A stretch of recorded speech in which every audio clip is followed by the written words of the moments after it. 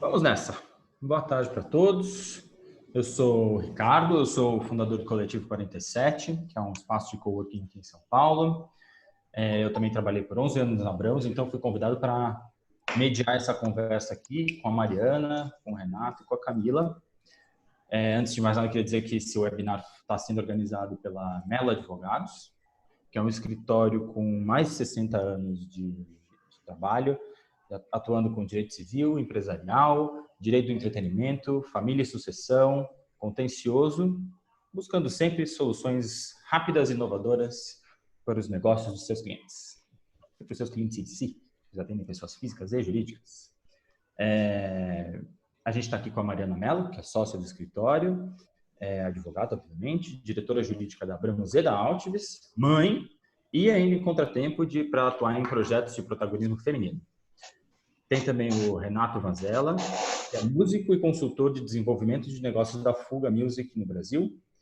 E a Camila Arias, que é especialista em marketing digital e atualmente é gerente de marketing de mais de 20 artistas, como Chitãozinho Chororó, Zezé de Camargo e Luciano e Edson Hudson. Gente pequena, quase ninguém assim, ninguém conhece. Muito bem, antes de começar, eu queria dizer que a Camila mandou uma mensagem no chat aqui do próprio Zoom para todo mundo. Nesse link vocês podem mandar perguntas que vocês queiram fazer para as pessoas, para a gente, tá?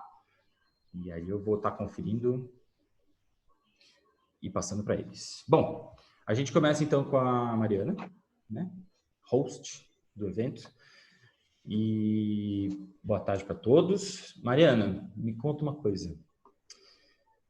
Você acha que o mercado do entretenimento está se preparando para um futuro pós-pandemia? O que você tem visto no escritório aí no dia a dia? Eu acho que... Bom, primeiro, boa tarde para todo mundo. Muito obrigada pela participação. Assim, é uma alegria muito grande para a gente receber todos vocês e poder compartilhar um pouco dos nossos conhecimentos aqui com todos. Bom, indo para a pergunta do Ricardo, eu acho que as pessoas estão começando a pensar em se preparar. Eu acho que essa pandemia pegou todo mundo de surpresa, ainda que tivesse sido já um pouco anunciada, ninguém estava imaginando, nós todos como os bons brasileiros deixando tudo para a última hora, fomos segurando, de repente a quarentena apareceu e veio e ficou todo mundo assim meio sem saber o que fazer. E eu acho que houve primeiro uma adaptação para o momento de pandemia, de quarentena, que foi aí tudo isso que aconteceu, a proliferação das lives, né? Todo mundo tentando renegociar as coisas. E acho que agora, com essa questão, vamos abrir, vamos reabrir ou não, a economia está parada, a gente precisa retomar, né? Acho que todo mundo também quer ver o dinheiro circulando. Eu acho que agora as pessoas começaram a pensar mais nisso. O que eu tenho visto bastante no escritório, assim, na verdade, além de todas as dúvidas que vêm por conta do ambiente digital e das apresentações, das lives, tem também muitas questões de inexecução de contrato e renegociação dos contratos, né? Então, muitas exibições, muitos shows, muitas peças que foram suspensas, ou mesmo contratos que estavam para ser cumpridos de entrega de material, entrega de obra, e não podem continuar. Então, precisou ser interrompido e isso tudo tem implicações jurídicas. Então, eu tenho tido muitas consultas nesse sentido e participado de muitas rodadas de negociação mesmo desses contratos, porque o propósito aqui, eu acho que atualmente e num futuro não tão curto, vai ser realmente de renegociar tudo e equalizar as perdas de todo mundo, porque todo mundo está tendo perda, né? Todo mundo vai continuar tendo. Poucos vão realmente ganhar dinheiro com essa questão. Então, acho que a gente tem que entrar num propósito de negociar e reequilibrar esse contrato que foi desequilibrado por conta da pandemia. Então, sempre buscar renegociações. Existem as inexecuções do contrato, ou seja, o descumprimento do contrato?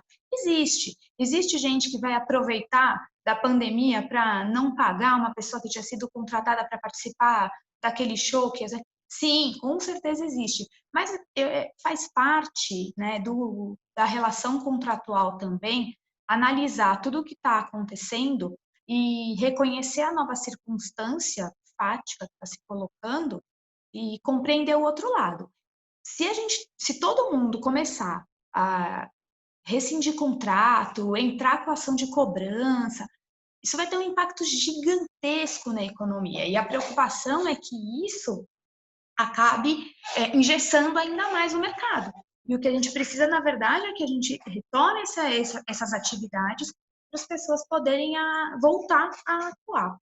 Outras coisas que apareceram, assim, novas ideias, né? Então, todo mundo ficou lá em casa e pensando, e agora o que eu vou fazer? Como é que eu vou reinventar o meu negócio? Algumas coisas assim, por exemplo, novas plataformas, né? Então, teve um monte de ideias e a gente vê aparecendo várias novas plataformas de disponibilização de conteúdo ou de reapresentação de conteúdos já existentes, né? Transmissão de peças teatrais pela internet. E como que isso tudo vai entrar, né? De que forma isso tudo pode ser organizado dentro do sistema jurídico.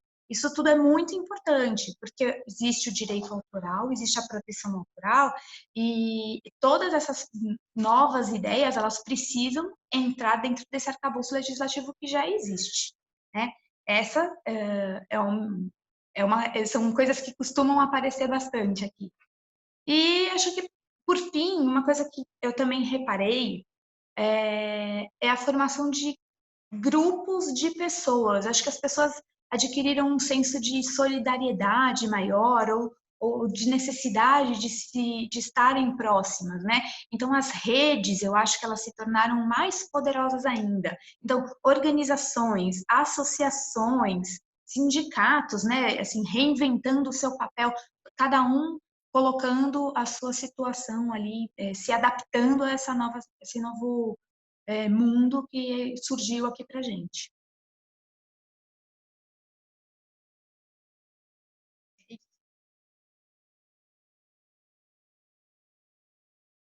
Camila tem que liberar o Ricardo. Obrigado. Eu fiz a bobagem de me mutar sem querer. Vamos lá, desculpem. Renato, e você? Como é que é? Me explica, conta pra gente primeiro qual é o trabalho da Fuga, o que você faz e como que a Fuga pode ajudar nesse momento, assim? Quem está entrando nesse mercado, por exemplo? Camila, libera o Renato para nós.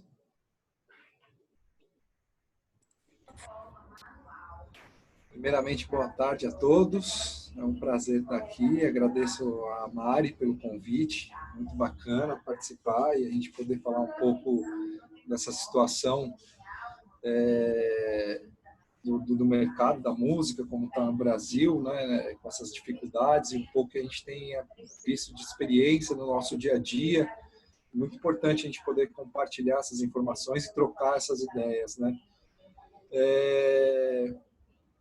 A Fuga, ela tem alguns processos de adequação que uma agregadora faz no momento desse, né? Mas eles não são muito agressivos, porque boa parte deles eles dependem muito das plataformas, né?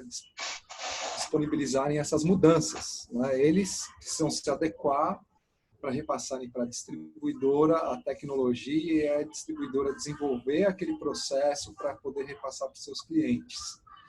Né? Algumas coisas que a Fuga tem feito são combater essa pirataria por alguns clientes. Né?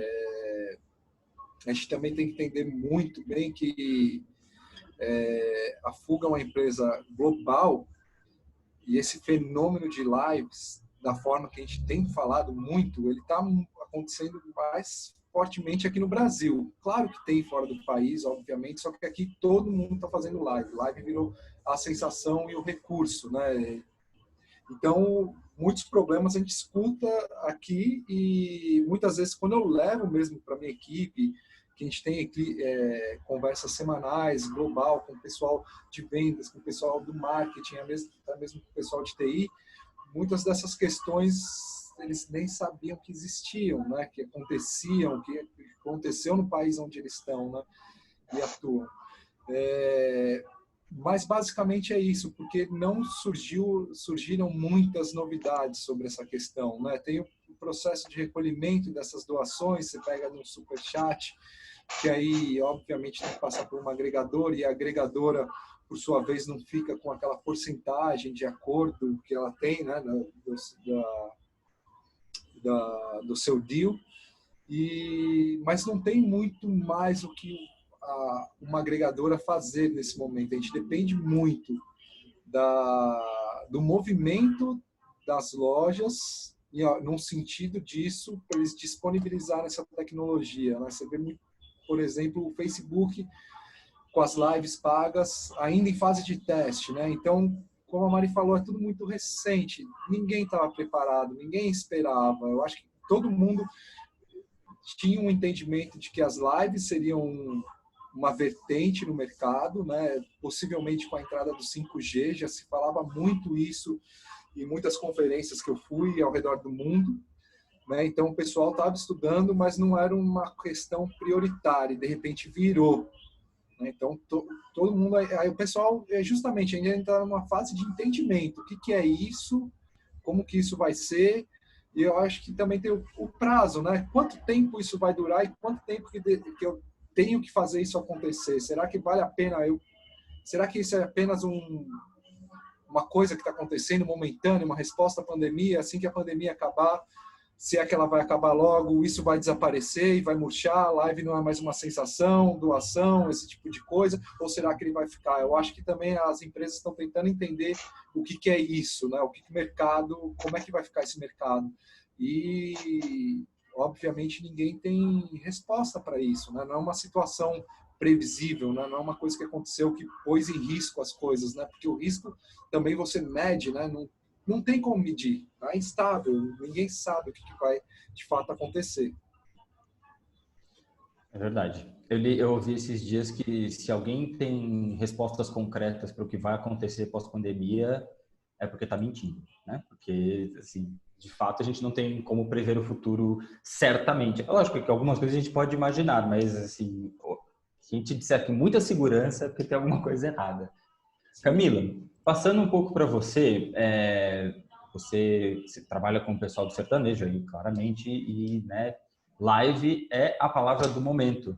Então, me conta o que você, enquanto trabalhando nessa parte de promoção, o que você tem feito durante a quarentena e o que a gente pode esperar da pós-pandemia no mercado digital? Primeiro, boa tarde para todo mundo. Obrigada pela oportunidade. Eu acho que, assim, na verdade, mudou tudo. O cenário inteiro de entretenimento voltado para a música mudou. A gente teve que se adaptar em questões de semanas, todo o mercado que a gente trabalhava antes. A gente sempre foi voltado para shows físicos, né? Sempre foram responsáveis por praticamente 90% da receita de todos os artistas. Então, a partir do momento que isso caiu, que a gente ficou sem essa parte de show, o nosso mercado mudou totalmente. Na verdade, o que eu sinto é que a gente só simplesmente está acelerando um processo que já vinha acontecendo. A gente só realmente aumentou essa aceleração. Então, uma coisa que era para acontecer em 10 anos, aconteceu em semanas. Mas, então, assim, tudo o que a gente trabalha com digital mudou. A gente teve que aprender todo o processo de como que você faz uma transmissão ao vivo, entender toda a parte de direito autoral, tomar muita porrada dessa parte de direito autoral, porque cada dia a gente vai aprendendo. Eu sempre fui responsável por toda a parte de YouTube e de todas as plataformas, de todos os meus artistas, mas realmente é um desafio você ficar aprendendo e tentar entender uma coisa voltada para o jurídico, por exemplo, né?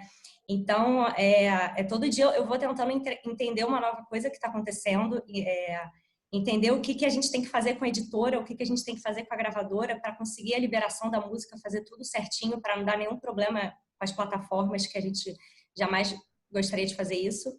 Mas eu vejo que é isso, na verdade é uma aceleração no mercado, né? Eu vejo muito lado bom nisso tudo, vejo que as marcas estão conseguindo se readaptar no momento, e muito rápido. E o que eu vejo é que as pessoas se a marca ela não for condizente e consistente no que ela está vendendo, no que ela está publicando, não faz mais parte do mercado de agora, sabe? Desse novo normal nosso, né? Então, você tem que fazer parte realmente de uma ação social, como as lives estão fazendo, que tem toda essa parte de você ajudar instituições sociais. Então, se você não fizer um momento de refletir o que você quer passar para o seu público, realmente você fica meio estagnado, sabe? Então, acho que o propósito agora é você parar e o que a gente está fazendo é analisar tudo que está acontecendo, aonde que eu quero seguir o meu mercado, né? Eu acho que isso daí tudo é muito positivo. Eu estou vendo não só marcas, por exemplo, que conseguem realmente lucrar com o digital, que são, por exemplo, e-commerce, marcas de roupa, de loja, ou até mesmo um Rappi da vida, que está conseguindo sair super bem, aplicativos de comida, de geral, mas também as marcas que estão conseguindo se... Às vezes elas não vão lucrar nesse momento, mas que elas conseguem se posicionar e estão conseguindo mostrar o poder delas no digital. Então, eu acho isso muito legal. Meio que está dando voz para todo mundo, sabe? Uma coisa que antes a gente só pensava em vender, era só conversão. Hoje em dia, é mais a parte de você fazer o branding também do artista no digital. Não só do artista, mas num todo, né? Eu acho que é só um grande desafio, na verdade, é tentar trocar essa chave, né? Porque, como eu disse, 90% da receita vem de show físico. Então, como que você consegue virar isso para o digital? Então, por mais que as lives elas tenham a parte de patrocínio, tenham a parte de você conseguir monetizar as lives, dependendo se você conseguir a liberação e tudo certinho de direito autoral, você conseguir monetizar essa parte, isso é ótimo. Mas, mesmo assim, isso não sustenta o mercado de entretenimento como um todo, né? Toda a plataforma de música é um desafio muito grande, assim, sabe? Eu vejo até pela Taylor Swift, que ano passado foi a maior artista do mais bem paga de 2019, mas que 91% da receita dela era de show. Então, por mais que ela fosse super bombada em plataforma digital, como ela é a maior, ao mesmo tempo, isso não compensa na receita, né? Então, isso, para mim, é o maior desafio. É como você consegue trocar isso. Mas, ao mesmo tempo, o que eu vejo é que a pandemia, na verdade, ela não vai mudar nada. Ela só está mudando agora. Mas as pessoas elas vão continuar indo para experiência ao vivo, curtir o presencial. Isso daí não tira uma coisa da outra. Na verdade, só complementa. Eu acho que o streaming, por exemplo, ele veio, essa parte de transmissão, de você ficar mais forte no digital, agora, mais que nunca, é mais importante. Mas, ao mesmo tempo, ela não vai substituir o offline, jamais. Eu acho que as pessoas vão querer continuar a ter experiência ao vivo, ter experiência presencial. Mas a parte de streaming, ela pode ajudar nesse sentido de você complementar. Então, muitas pessoas antes, elas não conseguiam ter acesso a assistir aquele artista que ela gostava. E agora, com as lives, ou com o próprio Instagram, no geral, não só de live, mas focando no âmbito digital, você consegue ter uma proximidade com o artista que antes você não conseguia ter.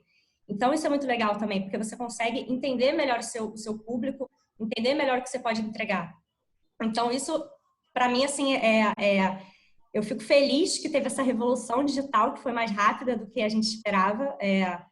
Estamos aprendendo muito, é muito difícil, é muito desafio. Mas, ao mesmo tempo, eu vejo que tem um futuro muito grande pela frente. É só realmente a gente tentar entender como lucrar com essa parte. Porque as lives, elas realmente ainda não chegam perto do que a gente lucrava anteriormente, né? Dentro disso que você está falando, eu queria aproveitar o gancho e fazer uma pergunta para o Renato. Mas antes eu vou te pedir, Camila, porque tem um monte de gente na sala de espera, se você puder admitir todo mundo. Não, eu queria perguntar isso que a Camila está falando, né? Dessa revolução que veio. E uma vez a gente teve uma conversa sobre os independentes. Como que eles entram nesse mercado, né? Como que faz, assim, para eles realmente acontecerem? Eles podem acontecer? Os independentes, eu acho que eles acontecem muitas vezes, em muitas ocasiões, né? Eu vejo assim, o grande problema do independente, né, atualmente se a gente comparar com o que era antes, né? Você é um artista pequeno, você consegue um contrato com uma gravadora e tudo que tem relação à indústria fonográfica, a gravadora resolvia, né? marketing, assessoria de imprensa, distribuição, etc. Número de coisas. E a dificuldade do independente é que ele precisa fazer, teoricamente, tudo isso sozinho. Né? Ele não tem mais esse apoio. Não existe mais uma empresa no mundo que te faz uma entrega dessa. Né? E muitas vezes essa entrega ela é cara. Eu estava até recentemente conversando, participando do workshop no Souza Lima, do curso de Music Business, e era justamente isso que a gente estava conversando, né? Como que o independente ele consegue se encaixar, né? Eu tenho uma visão que assim, o independente ele tem que começar a fazer barulho no bairro dele, né? Não dá para ele pensar em estratégias mirabolantes de vou conquistar o estado de São Paulo, esse tipo de coisa, né? E ele tem que começar dessa forma. Por que eu estou comentando isso daí? Porque se ele vai fazer uma live, ele tem que comunicar essa live muito bem. Né? Ele tem que fazer o trabalho que a Camila faz, né? Pô, vou utilizar o Facebook, que eu tenho uma base de fãs com meus amigos, eles têm que ficar sabendo dessa live, eles têm que assistir, eu tenho que entender que são meus amigos, qual a faixa etária que eles estão, né? Às vezes o pessoal, o independente, às vezes ele vai ser um pouco mais novo, então talvez é o pessoal que trabalha e vai para a faculdade, então ele tem que pensar em todas essas questões de horário, ter um planejamento, obviamente, para ele conseguir se encaixar. A ferramenta da live está aí. O independente, se for um independente autoral, digamos, ele tem uma certa facilidade, né? Porque ele não precisa, teoricamente, ele é dono da master, ele é dono da obra, ele não precisa licenciar isso, ele não vai ter nenhum problema de live sendo derrubada, e até mesmo se fizerem pirataria da live dele, ele vai achar melhor, né? Vai ajudar o marketing dele, de certa forma.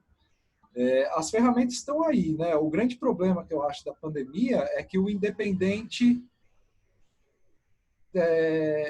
ficou desesperado com isso, né? Viu essa avalanche de gente querendo consumir internet, live para tudo quanto é lado, são as empresas de distribuição digital, de autoatendimento, tendo aumentos absurdos de 150%, 200% de deliveries a mais por mês de produto, e aí o independente me fala, beleza, cara, agora aqueles 7 discos que eu gravei a minha vida inteira, que estava engavetado ali, que só vendia nos meus shows, eu vou digitalizar todos eles e vou pôr na internet, vou pegar a primeira que eu achar que disponibiliza, e aí ele começa a criar um problema que, na minha opinião, ele vai enfrentar futuramente, que é um problema de SRC, que ele não gera, que é um problema de não ter editado essa obra, né, não ter uma segurança, um resguardo dele. Então, o independente vai com muito afoito, por quê?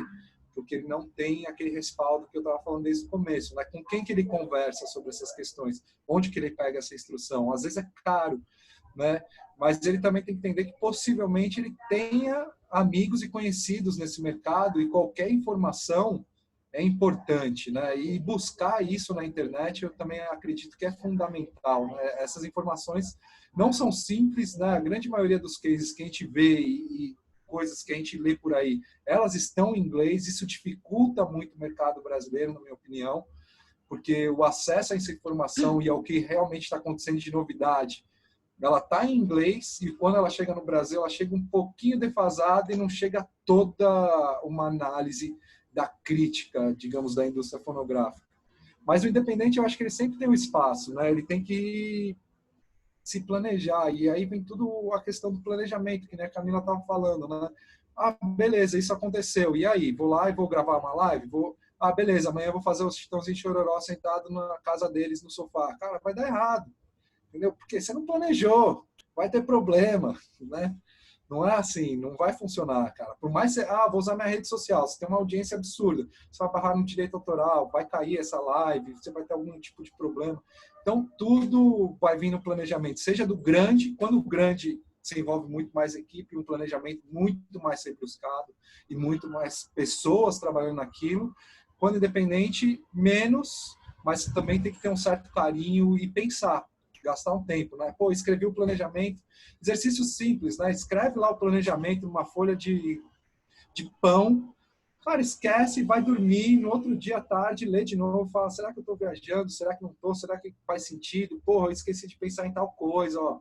Tem tal coisa que eu esqueci. Conversa com o pessoal da sua banda, com seus amigos, com outras coisas e pega ideias e aí tira aquele plano inicial, que era desengavetar os 5 CDs inéditos que ninguém conhece, um pouco mais estruturado, né?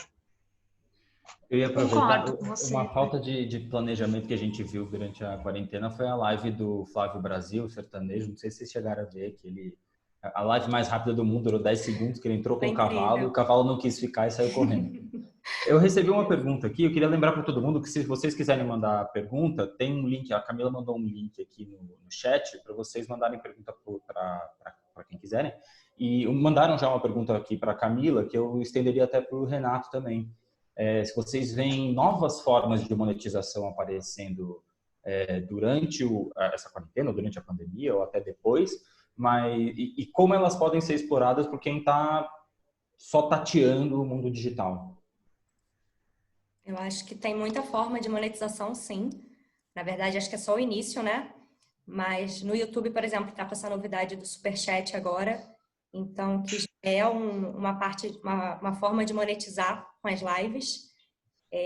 Eu acho que, assim, você pode tentar de várias formas. Tem tanta parte de merchandising, que é sempre possível e sempre viável de fazer, que eu vejo que muitos artistas acabam não fazendo, acho que mais pela questão de logística, mas que existia isso no offline, nos shows, né? Então, quando você ia num show, você conseguia comprar uma camiseta, um boné do artista.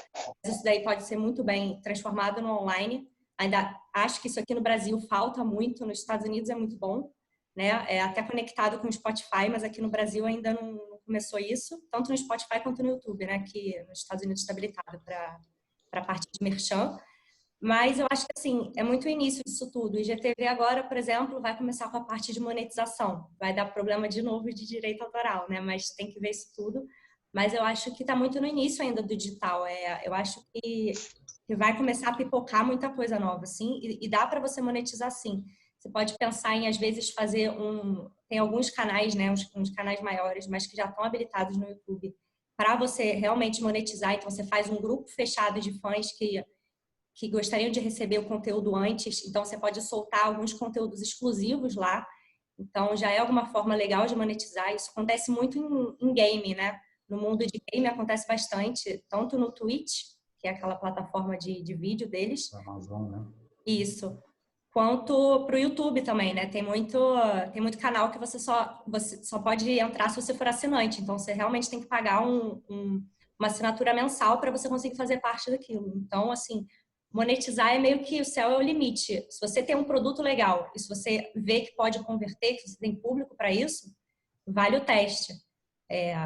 Acho que dá para trabalhar bastante com várias coisas, assim, não só no âmbito offline, de você conseguir comprar um produto, mas você conseguir realmente fazer uma experiência online, às vezes com um fã, vale muito a pena. Então, é pensar em realmente o que o seu fã gostaria, o que o seu artista se propõe a fazer, o que ele consegue entregar, e botar isso em prática. Acho que não tem certo nem errado. É tudo questão de teste, né?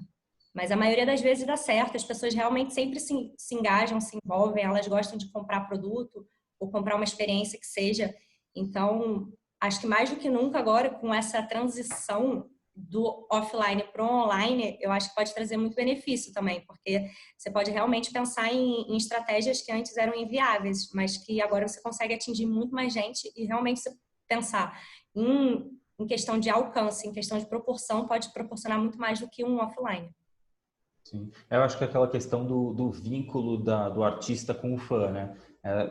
Se você construiu isso antes, talvez seja um pouco mais fácil de aproveitar no digital. Não quer dizer que vai ser impossível para todos, mas assim, vai ser mais fácil se você já tinha construído isso antes, e aí talvez o que o Renato falou, como que você vai fazer isso a partir de agora?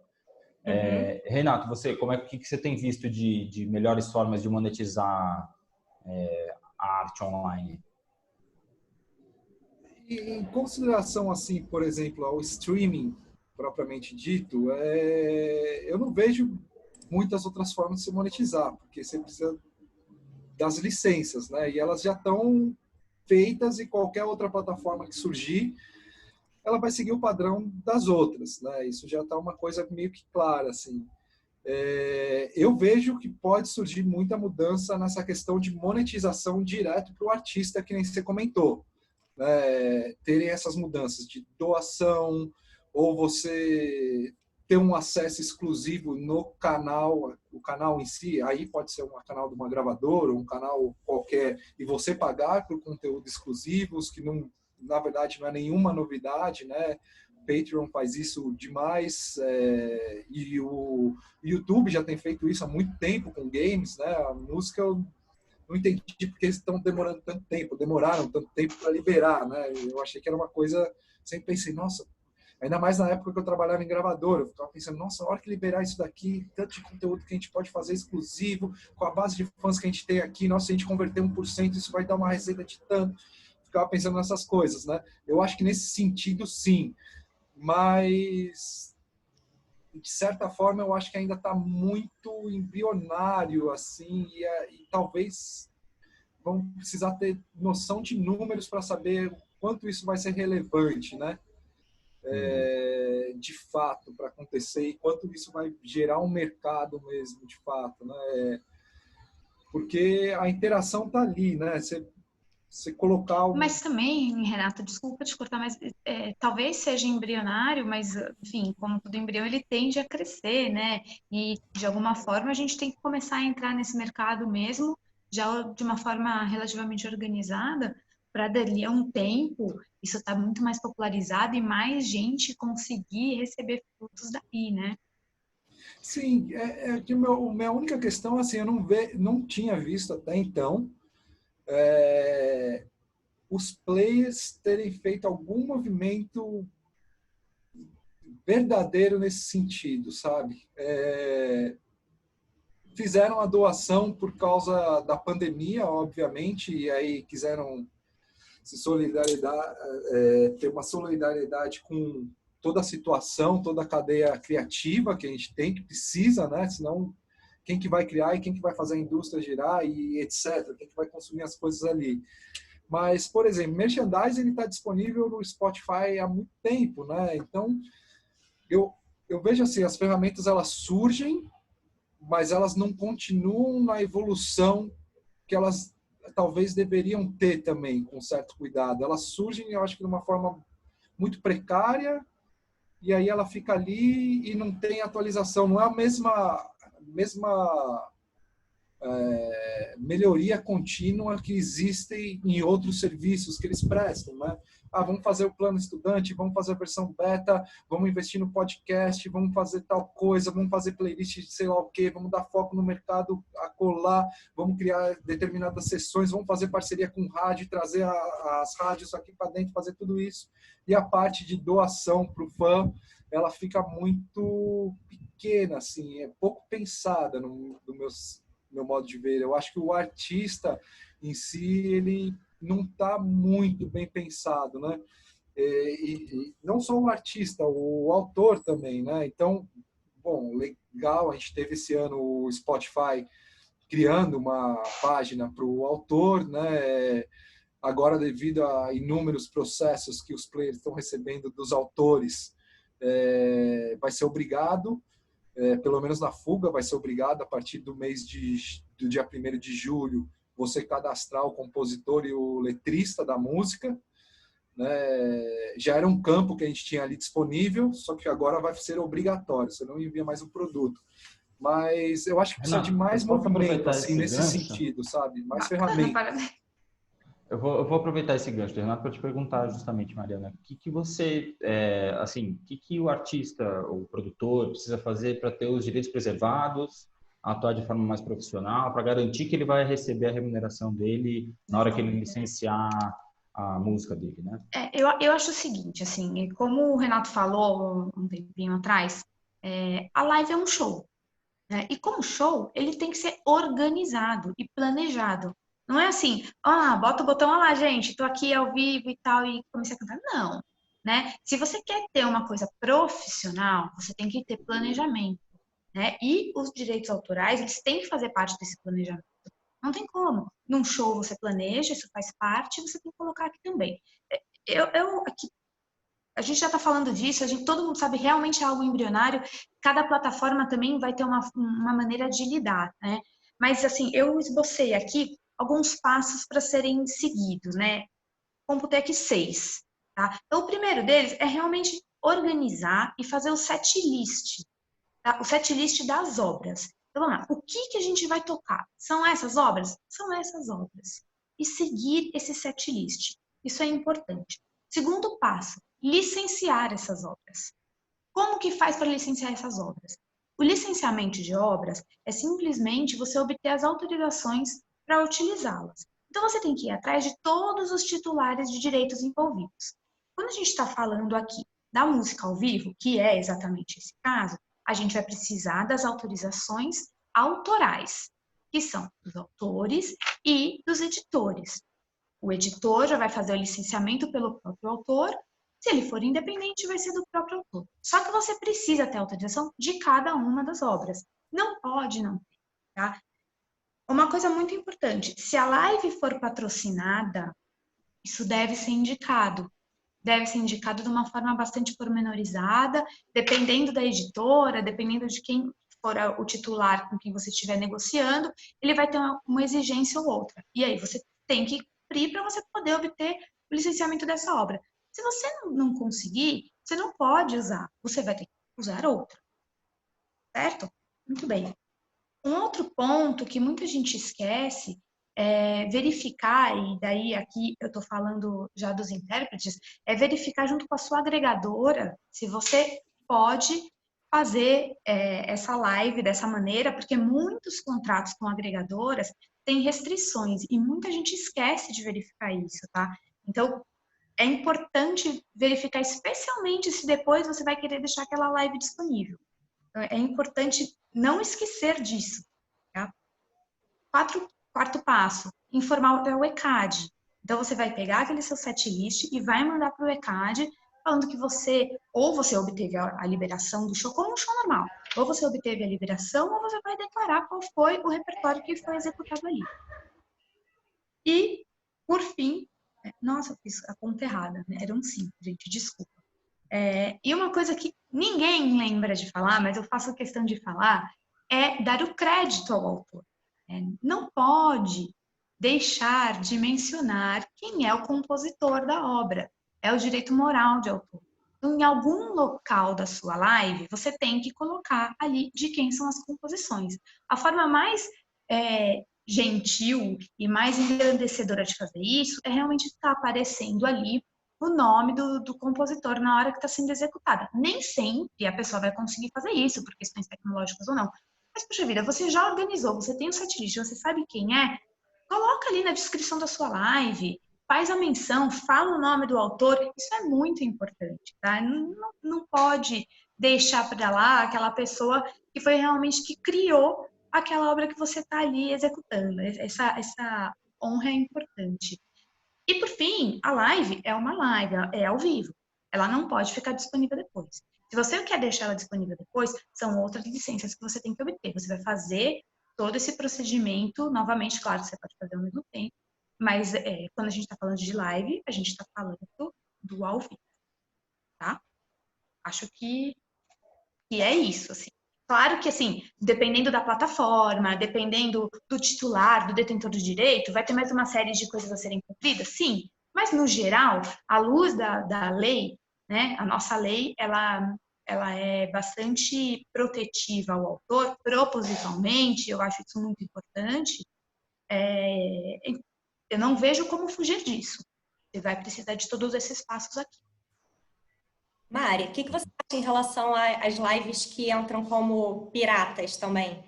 Como que a gente deve agir nessas circunstâncias? O que você indica? Gente, assim, live pirata é crime, né? Então, você passar o link, reproduzir, é a mesma coisa que roubo de sinal de TV aberta, é a mesma coisa. Não é possível, assim, é uma coisa inadmissível, né? Você, além de enganar a pessoa que está assistindo, você está precarizando completamente o trabalho das pessoas que estão ali, né? Você vai tirar tanto do compositor, quanto dos intérpretes, quanto dos editores, da gravadora, de todo mundo, você vai tirar dinheiro, porque você vai deixar de ter o view na página original, na página correta. Então tá errado, tá? Tem que cair, tem que derrubar. Aí tem que ver em cada plataforma de que forma você vai fazer a denúncia, mas tem que derrubar. Não conseguiu derrubar, cabe indenização. Então, aquela pessoa que é o dono do canal, que tinha aquela exclusividade, ele pode depois sim buscar uma indenização por aquilo que ele deixou de ganhar por conta dessa pirataria, fora a responsabilidade criminal. Ô, Camila, eu vou aproveitar para te perguntar, passando um pouco da live virtual para live mesmo, qual você acha que é o futuro das experiências ao vivo? Como eu disse, eu acho que elas vão continuar. Eu acho que uma coisa não vai excluir a outra. Eu só acho que nesse início as pessoas vão demorar um pouco mais. Isso já tem até alguns relatórios falando sobre isso, né? Que elas vão demorar um pouco mais para acontecer, porque as pessoas vão estar receosas até acharem uma vacina que consiga controlar isso tudo. De qualquer forma, o que eu acho que as pessoas elas vão continuar animadas e dispostas a enfrentar a curtir um momento de experiência ao vivo.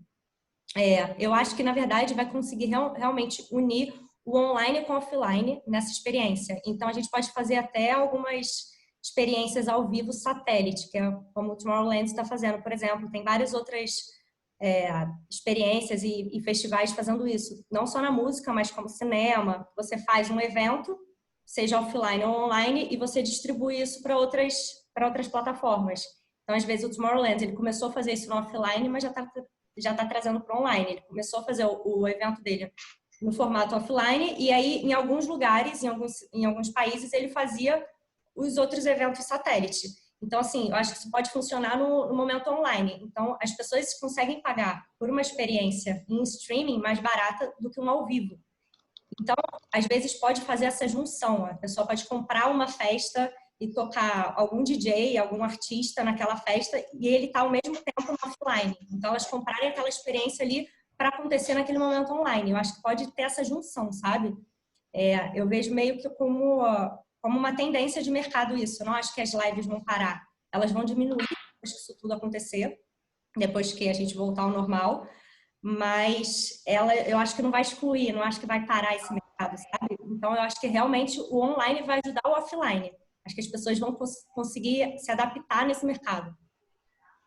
Eu acho que aí vai uma questão, aquela coisa que o Renato estava comentando do planejamento, né? De como conciliar as duas coisas, como você usar uma ferramenta para alcançar outra. Com certeza.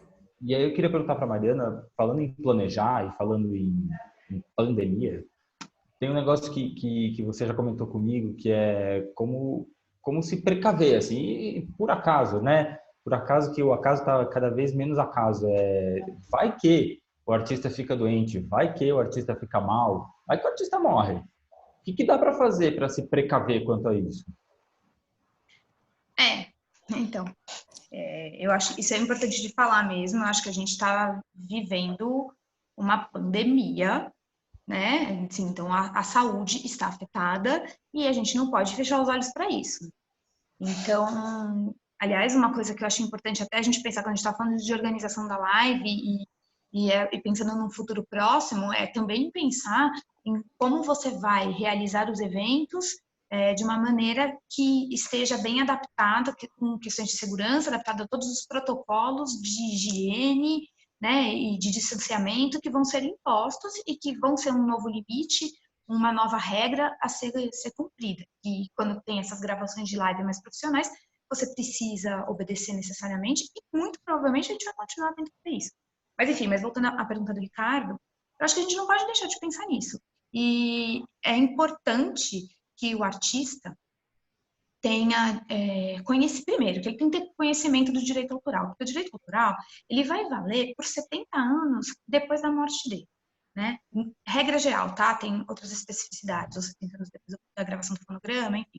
Mas em geral é isso. Então, assim, todo titular de direito de autor, ele tem isso como uma propriedade dele, né? Isso é algo que ele vai deixar para os filhos dele. Então, é importante que ele se organize, que ele tenha já todos os seus, as suas obras organizadas, pode ser registrada, não precisa, não é obrigatório, a nossa lei não exige o registro, mas ele é muito bom de existir, até por uma questão de organização e de prevenção de algum litígio eventualmente.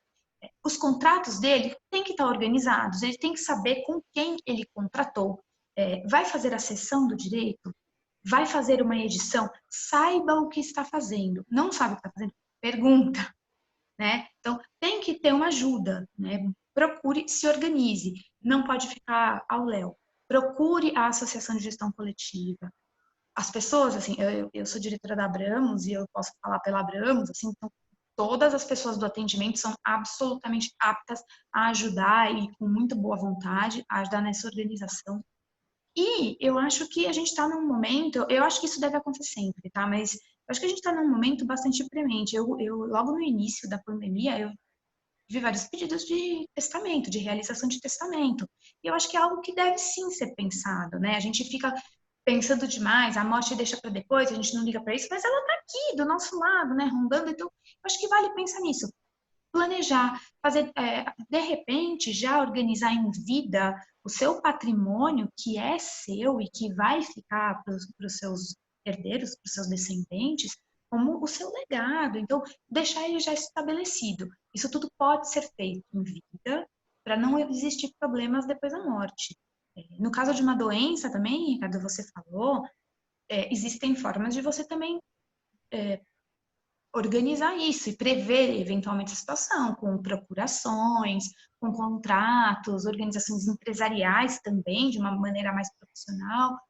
E tudo isso está disponível e é possível de ser feito, e muito recomendável. Eu acho que também a gente não pode esquecer que tem que continuar lavando as mãos, né? Usando máscara, etc. Mas assim, acho Por que favor, né? Porto Seguro. Camila, não, desculpa, Renato, eu ia te perguntar outra coisa, mudando um pouco de assunto. Como que você acha que está a expectativa do mercado agora? O que você enxerga que o mercado da música está esperando para os próximos meses? Uma pergunta complicada. Eu acho que o mercado da música ainda está analisando o que está acontecendo. Eu não acho que ele tem uma definição, né? Uma coisa que eu reparei, que aconteceu muito, foi assim, as grandes gravadoras, que são nossos clientes, eles seguraram os lançamentos. E estão segurando ainda. Então, nem eles sabem exatamente quando lançar. Eu acho que tem essa certa certeza nesse momento, né? Quando que eu lanço, né? Porque o pessoal analisa número, então você começa a perceber que houve um certo aumento de consumo de música na internet pelas smart speakers, né? Possivelmente o pessoal está consumindo catálogo, não lançamento, porque ele vai no que ele já está acostumado a ouvir, já pede determinado artista ou banda e coisa e tal. Houve também um aumento muito grande de consumo pela televisão. Não sei se isso também é decorrente somente das lives, mas possivelmente o pessoal também deixou um pouco de escutar o streaming de áudio e começou a querer ver a imagem, ter tempo de ver a imagem, né? Eu acho que ele ainda está muito incerto nesse sentido. Uma coisa que é fato é que assim, o mercado ele tem crescido. Não se tem números assim absurdos de existência de assinaturas desses planos dos players, né, pagos, coisa e tal. Então, não chega a impactar. Na Fuga mesmo, a gente só tem crescido. Né? Eu acredito que isso deve ser padrão em qualquer outra agregadora ou qualquer outra empresa de streaming que não viva só de lançamentos. Então, ainda é meio incerto, mas obviamente, possivelmente, eu acredito que o pessoal está justamente pensando nisso nesse momento, sabe? Pô, o negócio realmente parece que vai ficar por um tempo, a gente tem que transformar essa pandemia no novo normal, ele tem que ser o nosso novo normal, como é que a gente vai entrar com isso? Mas assim, não ouvi nada a respeito sobre isso, o que o pessoal está esperando, né? Em relação ao streaming, assim, todo mundo já sabe que isso vai continuar, né? E os números você pega março, março nem tanto, porque no Brasil ele começou lá para o dia 18, coisa e tal, mas você pega mesmo abril e maio, e possivelmente já alguns indícios de junho, ele só cresceu, o mercado de streaming, né? Então, e ainda você pega previsões da Goldman Sachs de ter faturamento da indústria fonográfica até 2030 de 41 bilhões de dólares, que é muito maior do que qualquer outro faturamento que já tivemos antes. Então, para a música gravada, eu acho que as expectativas são muito boas. Eu só acho que está uma certa dificuldade de entendimento de como vai ser e como que eu faço esse lançamento agora nesse momento. Seguro, não seguro? Acho que está muito nisso, mas eles sabem que vai rodar, que vai ser bom, que a tendência é aumentar, o mercado vai continuar aumentando, cada vez mais vai ter gente pagando por isso, né? E essas questões. Você entende que o circuito S, né, os SESCs, ainda vão ser alguma coisa importante para o artista independente se fortalecer, os editais também, alguma coisa assim? Sim, eu não tenho dúvida disso, né? É fundamental, queira ou não, é uma fatalidade que aconteceu, né? Mas uma hora isso vai passar e uma hora a gente vai voltar ao normal. Vão ter algumas diferenças, mas a gente vai sair ainda para ir num restaurante, para ver um show ao vivo. Talvez a gente se preocupe mais vezes em lavar a mão durante o show. Não sei quais vão ser as preocupações, elas vão existir, vão ter uma certa mudança, um pouco de hábito, mas o ser humano não nasceu para ficar dentro de casa. Ele vai sair, esses lugares ainda vão existir, se não quebrarem, né, muitas casas, né? Eu acho que uma grande preocupação é nisso, né? Tudo bem, quem é grande está aí, tem reserva, se mantém, tem de onde tirar. Quem é pequeno, eu acho que se preocupa muito, porque isso vai ser muito importante, né? A gente já tem um gap muito grande, né, do independente pequeno para o mainstream. A gente tem esse midstream meio embolado no Brasil, não bem resolvido. E uma hora que surge uma pandemia disso, eu acho que a tendência é piorar esse midstream, quebrar muito mais coisa. Mas ele vai ser fundamental. A música ao vivo não tem como, né, mudar essa questão. Vão surgir as alternativas complementares a isso, né? A live, então a pessoa vai fazer o show lá ao vivo e aí para ele continuar assistindo no canal, talvez você tenha que fazer um pagamento e aí ele vê umas outras coisas, mas ele não vê o finalzinho que teve no show para levar para lá. Depois pode transformar esse show no on demand, que muita gente não faz, né? Não tenta vender isso para as televisões, mas seria importante.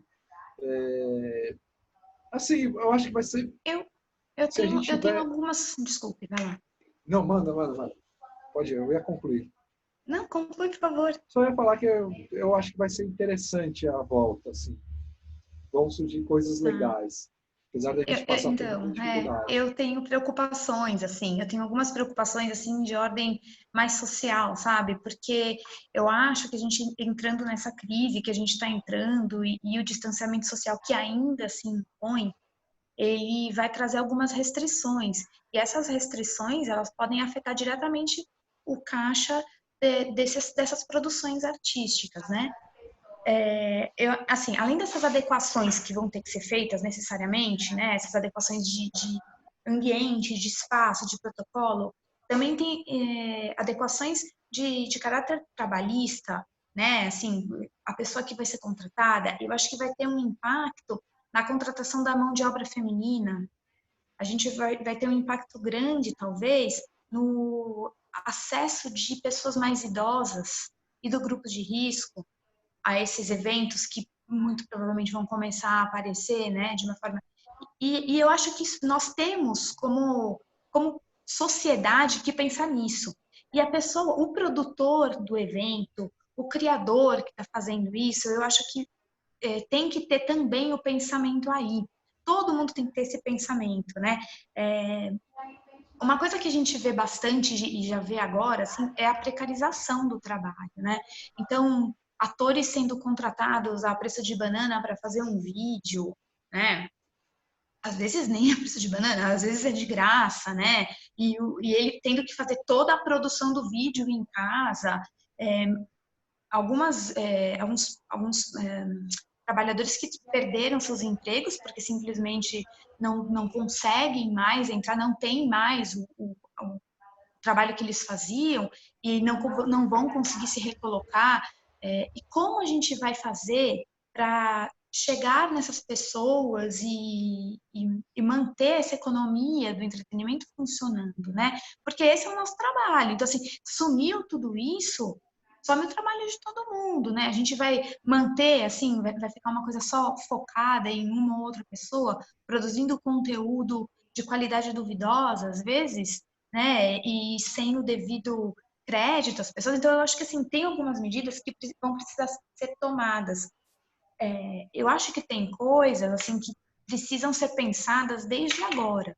Então, pensando aqui, o compositor de uma trilha de audiovisual que está desesperado, precisa fazer, e ele vai lá e assina o contrato dele com a produtora de audiovisual e cede todos os direitos da execução pública.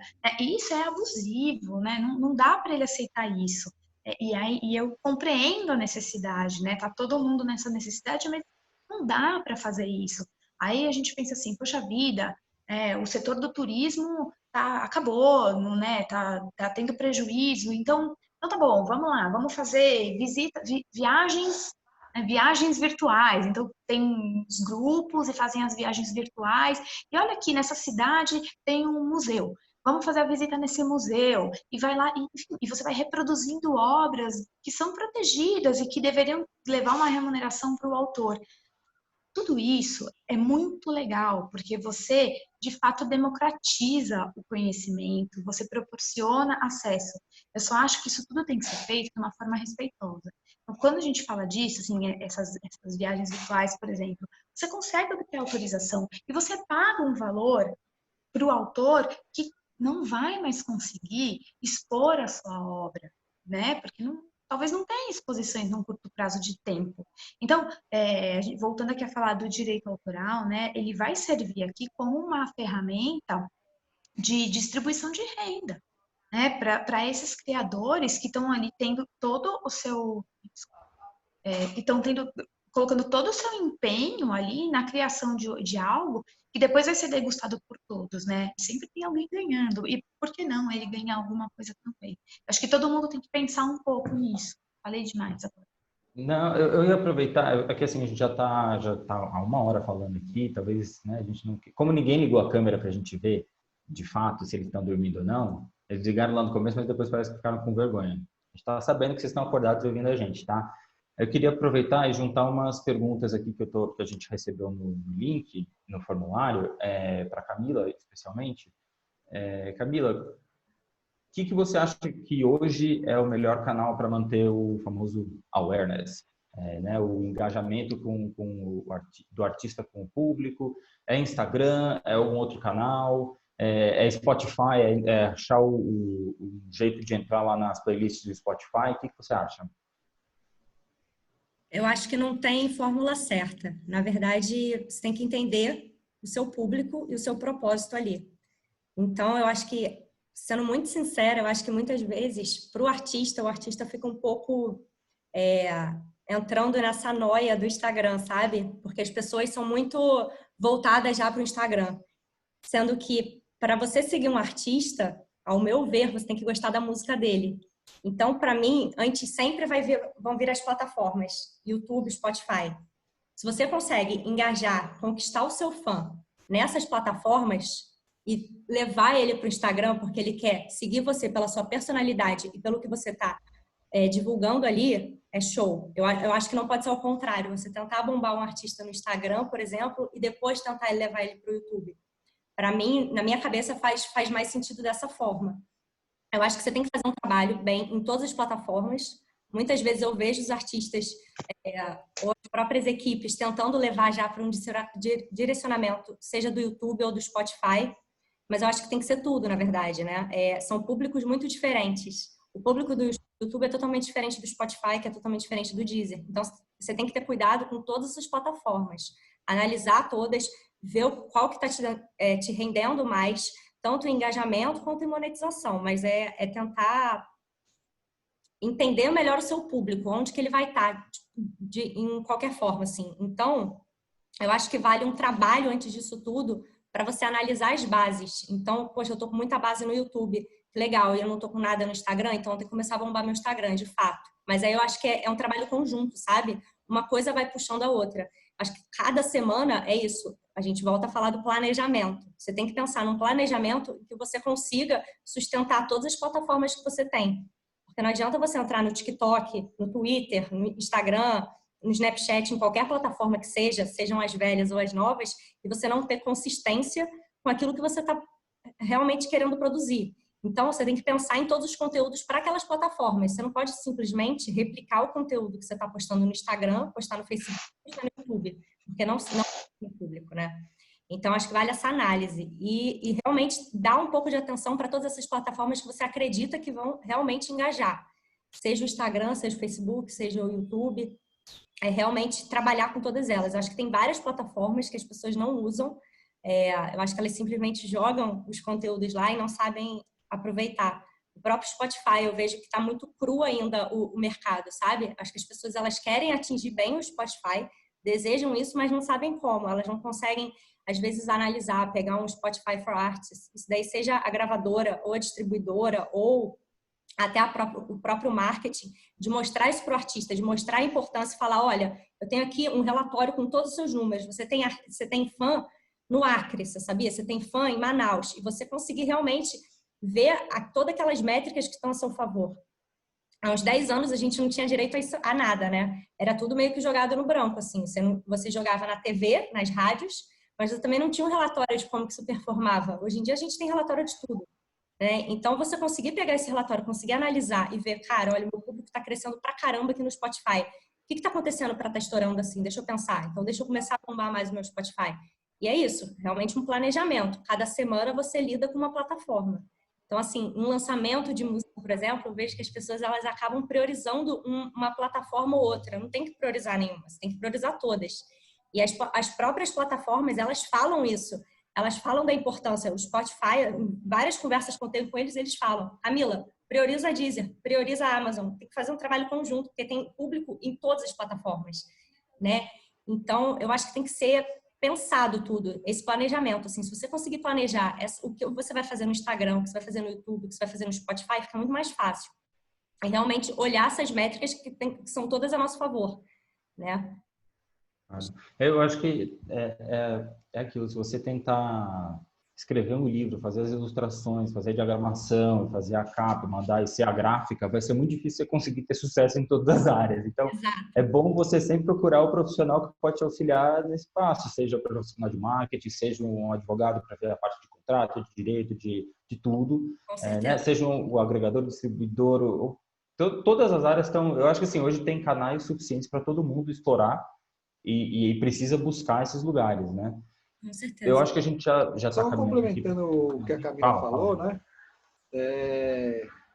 Lá para 2016, algo assim, você iniciava um planejamento do lançamento pensando qual loja que você ia dar exclusividade. Era até uma coisa que as lojas queriam, mas elas perceberam que essa estratégia para elas era ruim.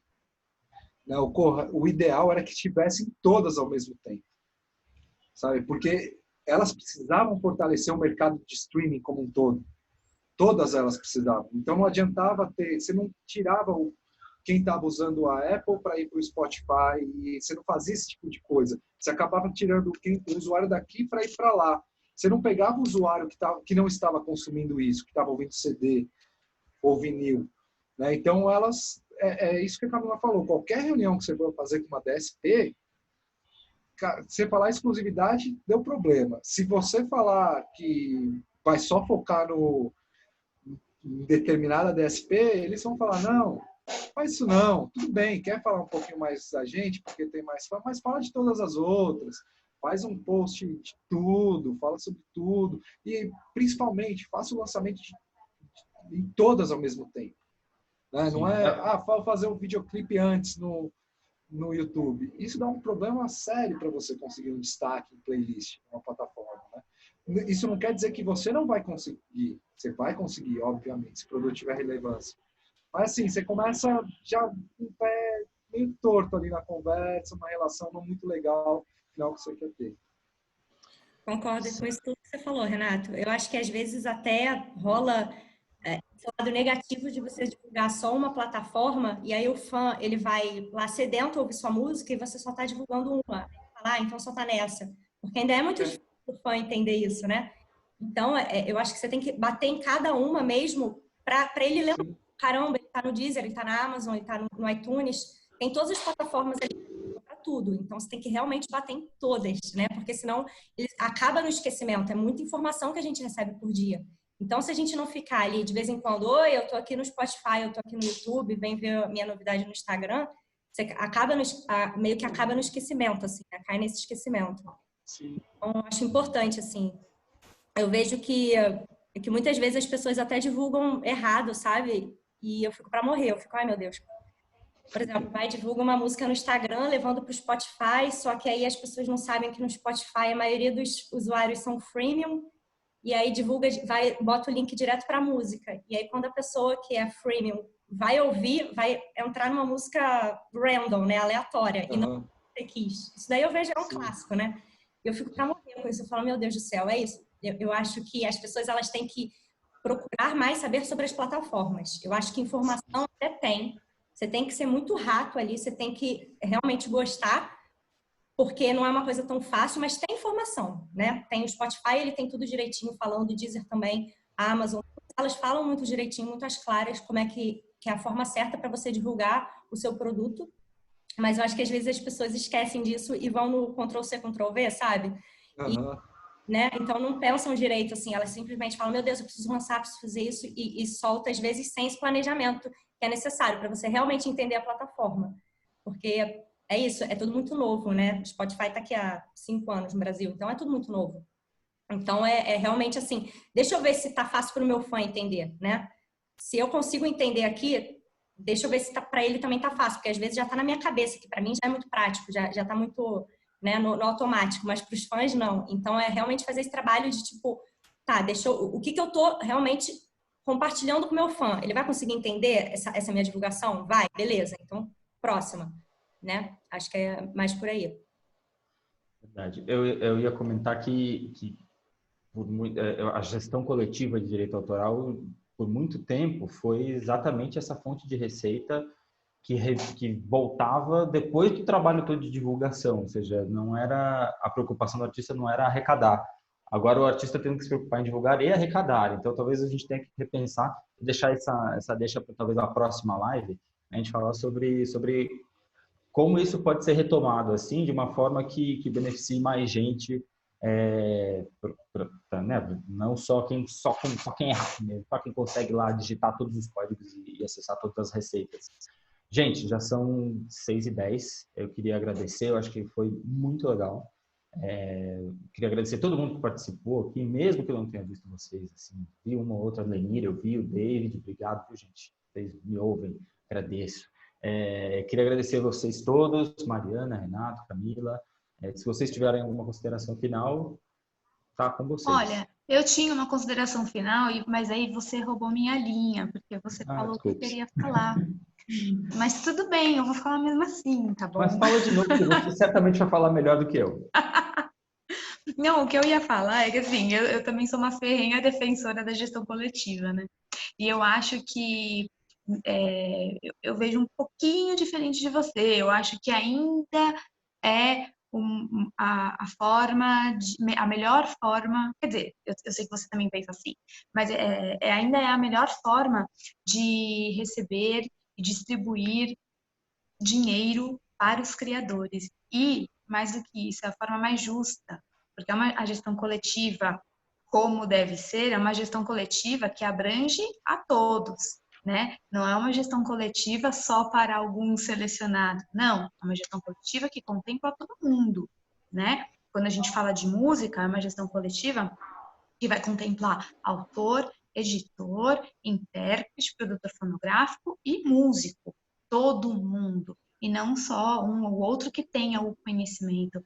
Quando a gente está falando da gestão coletiva das artes visuais, que existe e é organizada, que está ali na Altis, também é uma gestão coletiva para aqueles artistas visuais, fotógrafos, artistas plásticos, arquitetos que estão ali associados, e ela vai beneficiar essas pessoas que estão ali.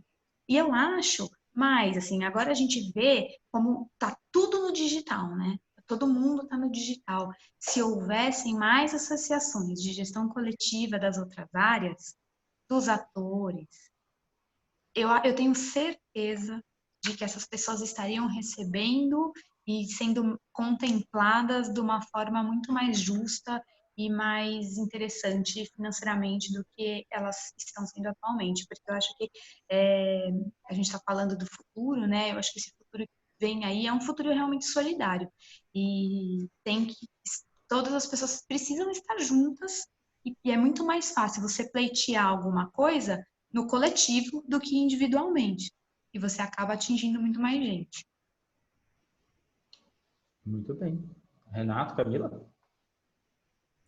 Eu acho que Enquanto a gente não tem uma gestão coletiva da distribuição, e na verdade a gente tem uma coisa parecida, né? Uma tentativa Não, a gente tem, na verdade existe, assim, eu entendo que tudo isso, a gente está falando aqui da música, já está contemplado, já pode ser arrecadado e é arrecadado, entendeu?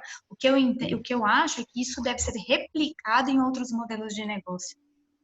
Sim. Em outras áreas que não a música, eu acho que a gente tem que concordo com você. Eu acho que assim, a parte do streaming, por exemplo, ela tem um gap muito grande para a gestão coletiva, exatamente, né? Porque a gestão coletiva faz justamente esse split de pagamento. Todo mundo recebe e todo mundo tem certeza de que aquela obra vai ter. Na distribuição digital não é assim, infelizmente. Então, a deixa não sendo assim, é muito importante se atentar quem é o parceiro que você vai trabalhar. Procurar empresas transparentes, que procurem bons acordos, que defendam realmente seu conteúdo. Depois que o CD acabou, distribuidoras, eu acho que nunca surgiram tantas opções no mundo, né, de distribuição. Então é muito importante a gente gastar um pouquinho de tempo e perder esse tempo lendo com quem a gente está trabalhando.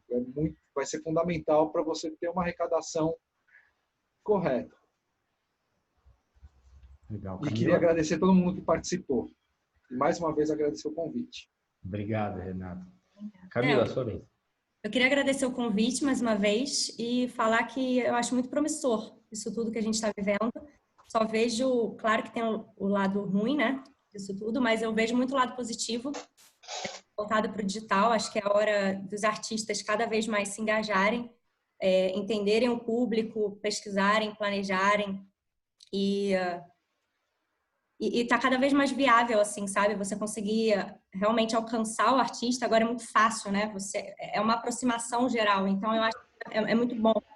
Eu vejo com bons olhos disso tudo que está acontecendo, acho que é só o início, né? Estamos bem no início disso tudo, mas eu acho que é bem promissor, assim. Eu acredito muito que se você fizer um planejamento, se você conseguir pensar no seu lado digital e conseguir pensar no que você pode aproveitar disso tudo, só vão ter bons frutos, porque, assim, tem métrica, tem relatório, tem resultado, tem tudo a seu alcance. A gente não tinha. Então, eu fico feliz com esse novo mercado que a gente está entrando, assim, de meio que de paraquedas, todo mundo, né? Essa parte de revolução digital, que às vezes tem que acontecer alguma coisa muito ruim para a gente conseguir evoluir, né? Então, pensando por esse lado, é muito positivo.